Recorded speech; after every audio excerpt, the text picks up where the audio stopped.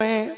अगर हमारा social media का अकाउंट अच्छी बातों को शेयर कर रहा है तो याद रखो अल्लाह के नबी फरमाते हैं, मेरी प्यारी माँ बहनों, मेरी तकरीर का हरगिज ये मकसद नहीं कि आप मोबाइल इस्तेमाल न करें, आप फेसबुक इस्तेमाल न करें।